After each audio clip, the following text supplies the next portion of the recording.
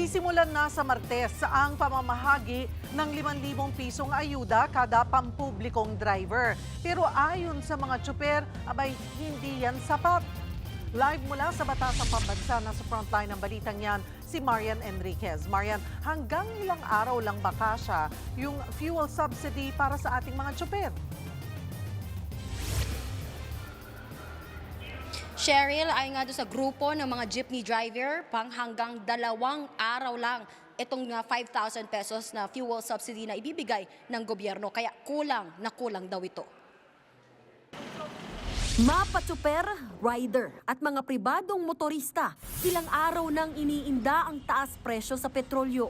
Para maibsan ang kalbaryo, sisimulan na ang pamamahagi ng 5,000 pisong fuel subsidy simula sa Martes. Una sa listahan ang mga pampasaherong driver gaya ng tricycle, isusunod ang jeep, taxi at Transportation Network Vehicle Services o TNVS. Pangungunahan ng DSWD at DOTR ang pamamahagi ng subsidy na sisimulan muna sa Metro Manila.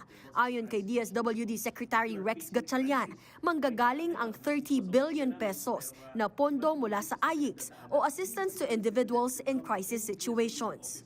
Marahil nagtataka kayo bakit DSWD kasi nga lahat itong mga tinukoy ni Sec Banoy, tricycle drivers, jeepney drivers, taxi and UV drivers, yung TNVS at lahat pa ng apektado nitong pagtaas ng presyo ng petrolyo ay now considered individuals in crisis situation.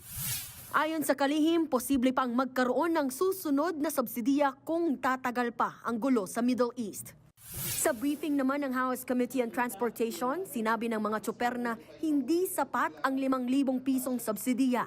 Hanggang 2 araw lang daw yan magagamit. At sa ngayon, hanggang 500 piso kada araw ang nawawalang kita ng mga tsuper. Sana madagdagan ito sa mga susunod na linggo kasi ang sinasabi ng LTFRB at DOTR ay pang 2 linggo lamang po ito.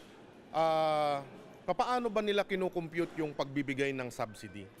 Maging ang asosasyon ng Modern Jeep naliliitan sa pondong inilaan para sa kanila. Nananawagan silang kung maaari at kung magpatupad ng libreng sakay, sila ang kunin sa serbisyo. Buti nga, 500 lang yung nawawala dun sa mga traditional jeep. Pero sa modernized jeep, hindi na kami nakakabayad sa bangko, hindi na namin na-maintain yung unit, at nagkakaroon kami ng problema sa management dahil wala kaming kinikita. Hindi kami humihingi ng sobra-sobra.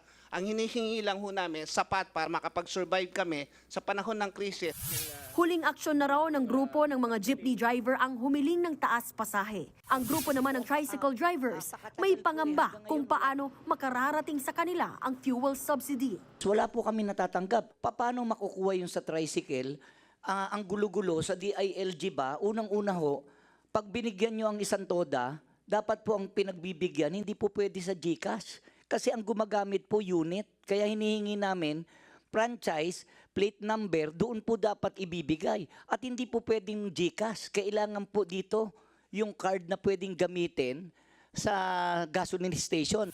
Pero pinulong na ni Executive Secretary Ralph Recto ang mga LGU sa Metro Manila para mabilis na maipamahagi ang ayuda, lalo't sila ang mas nakakakilala sa mga driver. Kami po ay handa na magsumite ng aming mga listahan ng mga tricycle drivers para hindi magkaroon ng anumang komplikasyon, siguraduhin lang na tama ang detalye, lalong-lalo na pagdating sa mga pangalan ng mga drivers. So we will base it on the names written on their driver's license. No?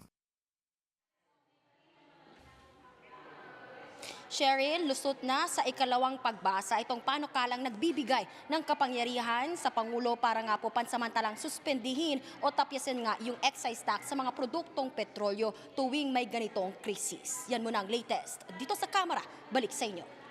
Marian, may ihabol lamang akong tanong, may mungkahing suspindihin muna yung panghuhuli sa batas trapiko para makabawas sa gastos ng motorista. Ano ang reaksyon dito ng ilang mambabatas at LTO?